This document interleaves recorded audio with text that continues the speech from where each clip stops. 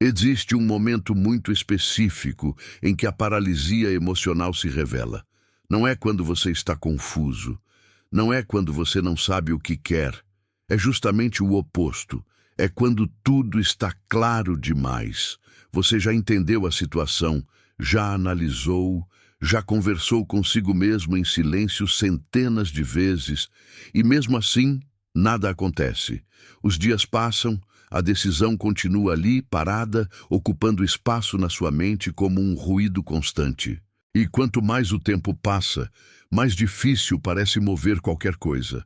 O mais estranho é que por fora ninguém percebe. Você continua funcionando, trabalhando, conversando, sorrindo quando precisa. Mas por dentro existe essa sensação de estar suspenso, como se sua vida estivesse em pausa enquanto o mundo segue em frente.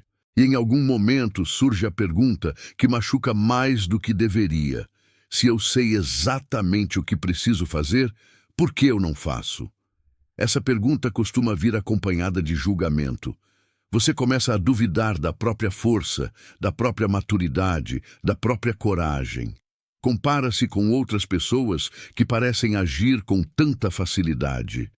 E pouco a pouco, a narrativa interna se transforma numa acusação silenciosa. Só que essa acusação parte de uma premissa errada. O problema não é falta de vontade.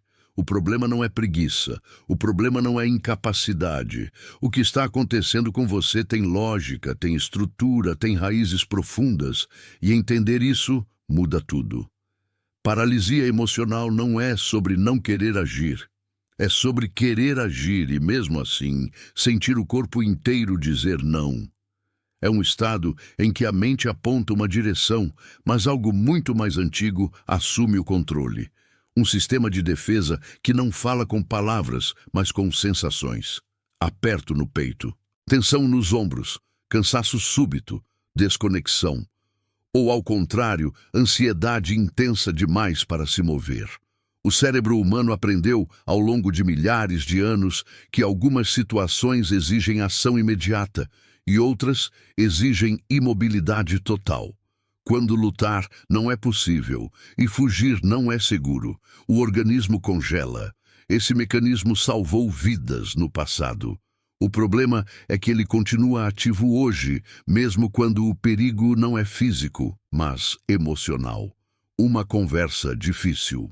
Uma escolha que pode decepcionar alguém. Uma mudança que ameaça sua identidade. Para o seu sistema nervoso, isso pode ser interpretado como risco real. E quando o corpo entra em modo de ameaça, a parte do cérebro responsável por decisão racional perde prioridade. Não importa quantos argumentos você construa, não importa quantas listas de prós e contras você faça. Enquanto o corpo sente perigo, ele não permite movimento. É por isso que você pensa, entende, promete para si mesmo e continua exatamente no mesmo lugar. Essa paralisia quase nunca nasce no presente. Ela costuma ser a continuação de experiências antigas que ficaram registradas no sistema nervoso. Momentos em que agir teve um custo alto demais.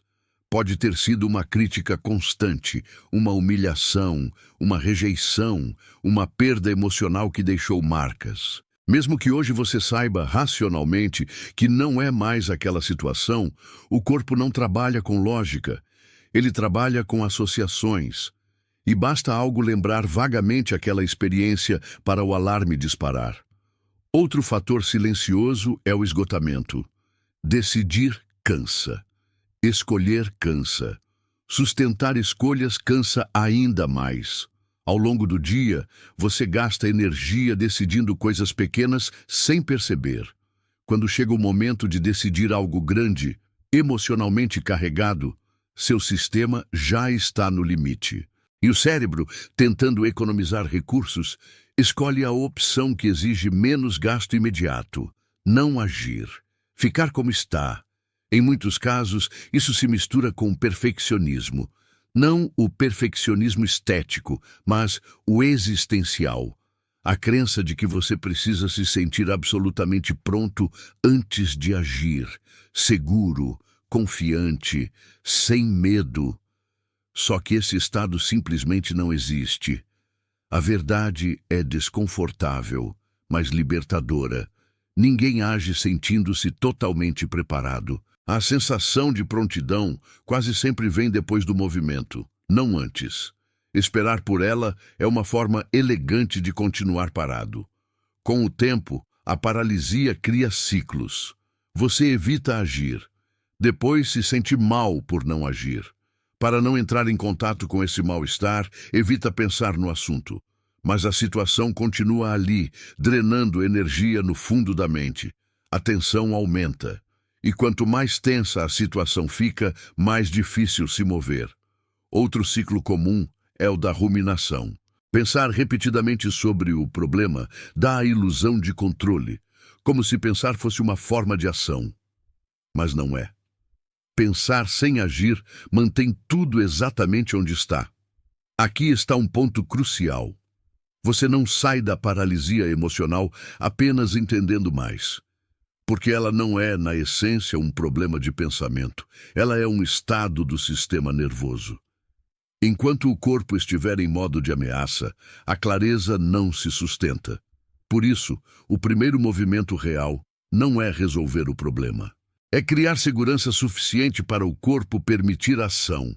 Isso muda completamente a abordagem. Em vez de se empurrar, se forçar, se violentar internamente, o caminho começa por reduzir a intensidade. Respiração mais lenta, atenção ao presente. Sensações concretas, pequenos sinais de que, neste momento, você não está em perigo. Quando o sistema começa a regular, mesmo que um pouco, algo muda.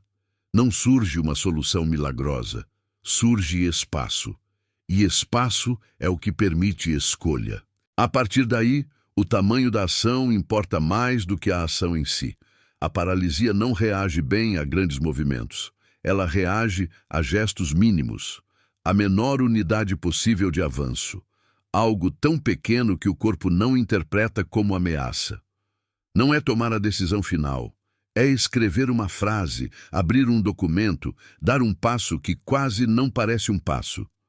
Cada microação reconstrói a sensação de agência, aquela percepção interna de eu consigo me mover. Outro ponto fundamental é a forma como você se relaciona com a própria paralisia. Lutar contra ela costuma fortalecê-la, identificar-se com ela também. O caminho do meio é observá-la, reconhecer que ela está ali tentando proteger você, mesmo que de forma desatualizada. Essa postura muda o diálogo interno. Em vez de tem algo errado comigo, surge meu sistema está em alerta. Isso reduz vergonha. E menos vergonha significa menos congelamento. Planejar também ajuda, mas não de forma abstrata. Planos vagos continuam grandes demais. O que funciona é ligar a ação a um contexto específico. Um momento, um gatilho claro. Isso tira a decisão do campo da dúvida constante e a coloca no campo do comportamento automático. Pequenos rituais também ajudam. Gestos simples que sinalizam para o corpo que agora é hora de agir. O cérebro aprende por repetição, não por discurso. Ao mesmo tempo, algumas crenças precisam ser questionadas com honestidade. A ideia de que errar seria insuportável, de que você precisa ter certeza absoluta, ou de que, se quisesse de verdade, já teria conseguido. Essas crenças ignoram completamente como seres humanos funcionam. Mudança não é um ato isolado de força. É um processo que envolve ambiente, suporte, estratégia e tempo. Falando em ambiente, ele importa mais do que você imagina. Tentar mudar algo profundo, mantendo tudo exatamente igual ao redor, é como tentar nadar contra uma corrente forte. Pequenas mudanças no espaço, na rotina, nas pessoas com quem você compartilha seus objetivos podem reduzir drasticamente a resistência interna. E não, você não precisa se expor para todo mundo. Às vezes, uma única pessoa confiável já muda o jogo. Existe ainda uma possibilidade que quase ninguém considera.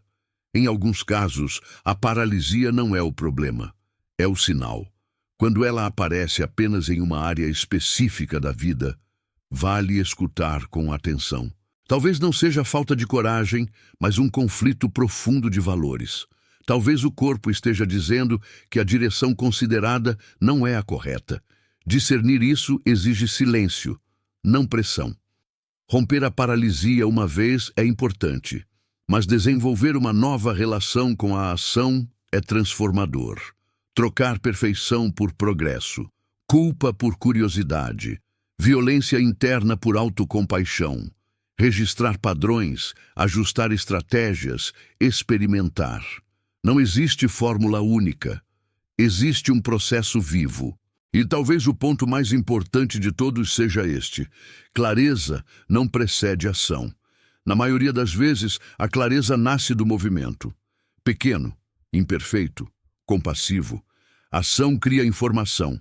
Ação cria confiança. Ação cria identidade. Se você chegou até aqui, isso já é um sinal de movimento, de busca, de honestidade consigo mesmo. E agora, sem promessas grandiosas, sem pressão, eu te convido a olhar para a sua vida e escolher uma única microação possível hoje, não amanhã. Não quando tudo estiver resolvido. Hoje. Nos comentários, sem se expor de forma que não se sinta confortável, compartilhe. Qual é uma microação que você pode fazer hoje? Apenas uma. Vamos criar uma corrente de pequenos atos de coragem. Este conteúdo foi útil. Deixe seu like, se inscreva no canal para mais explorações e ative o sininho para não perder os próximos vídeos. Às vezes, tudo começa exatamente assim, com um movimento quase invisível que muda tudo. Até o próximo vídeo.